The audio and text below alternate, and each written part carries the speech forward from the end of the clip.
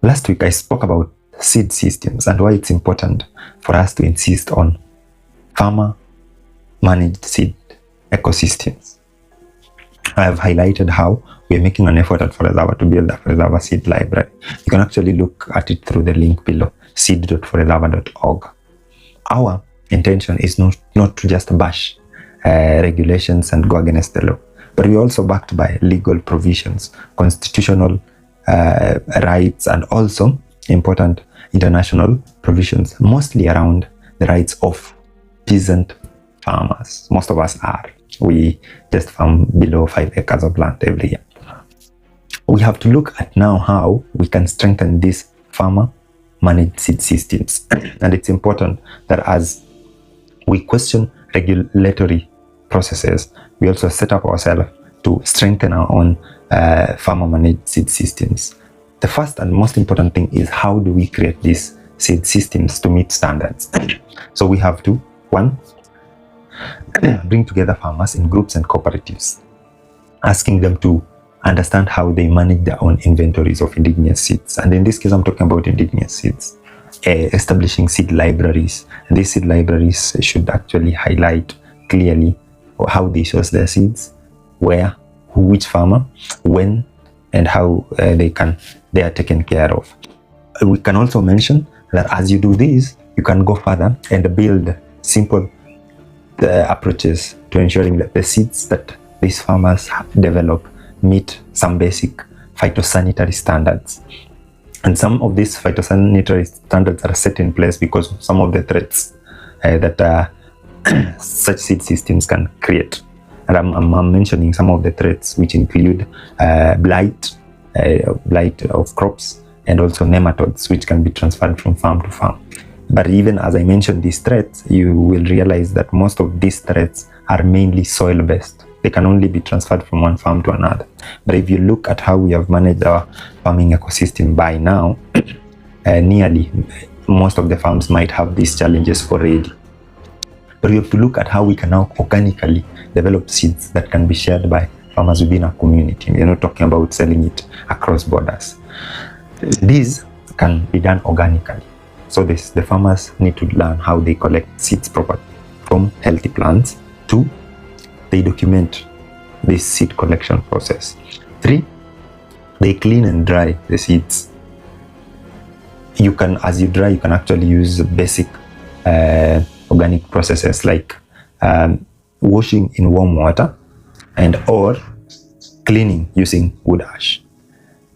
There is a lot of science behind how this can help you develop a proper seed ecosystem that is also meeting the basic phytosanitary conditions that these regulations are going to use as they pump instructions to you. But what are the advantages of farmer-managed seed systems?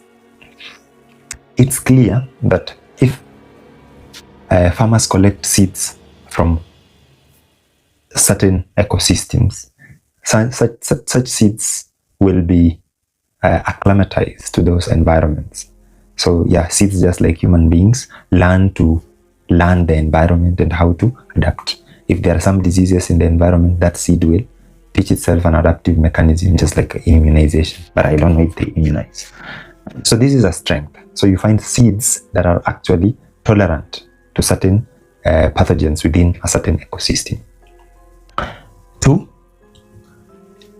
it is very cost effective to actually have farmer-managed seed systems. And we're trying to beat the control of commercial multinational interests that sometimes may be influenced by global conflicts and threats. And a simple example is the current war in Iran, which has affected value chains for production of fertilizer.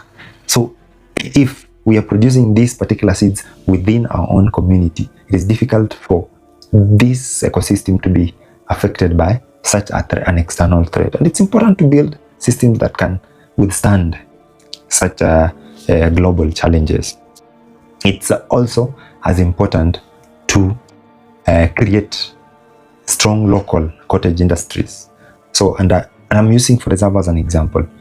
As a group of young people that want to open up opportunities for young people, we are able to manage or leverage this particular opportunity to collect seeds within the community, undertake proper seed management practices. As we do that, we are creating employment and creating opportunities for ourselves and for others. Such logic might be taken to compete financial and sometimes political interests which have been enshrined into our system of operation. And with this, I'll talk about a simple example of a crop that has been completely overtaken by such approaches: corn or maize. If you look around, back in the days, you'd see several varieties of maize in several colors. But right now, the approach to seed systems has ensured that such corn samples are no longer available. And you realize some of the yellow maize and the purple maize and others, they had a certain level of higher nutrient content. They had more carbohydrates and they were sweeter. But the current one that has been developed by a system of multinational control on food systems has ensured that the quality has reduced. But yes, we have a lot of maize, but is the quality right? I try as much as possible not to mention names and to give examples by expressly attacking a company A or B. But logically, if some of you look around, you'll see these realities out there. So if we allowed a system that eroded the maize ecosystem to the level where we are now, and in just the last 20 years, what will happen to the seed system, for example, for African leafy vegetables, and even our simple fruits like guavas, avocados, and I speak about avocados so much. That is a topic for another day. What will happen to them if we let this control manage everything else, every seed system, every production mechanism, and so on? So that's a dangerous trend that we should try as much as possible to prevent.